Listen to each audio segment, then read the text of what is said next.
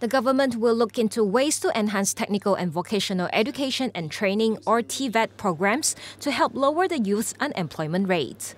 One of the things which I really want to do is to reduce youth unemployment into single digits. Sekarang ini youth unemployment sebelum ni 13.1, 10.7, kita nak pastikan peratus. Kita nak pastikan ia turun to single digit. Kalau kita tengok negara-negara lain, they are able to do so.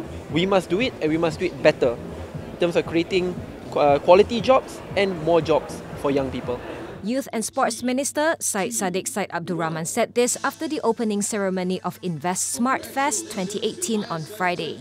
According to a report by MIDF Research in May, the rising youth unemployment was mainly contributed by the soaring numbers of unemployment graduates, constituting about 40.5% of total unemployment.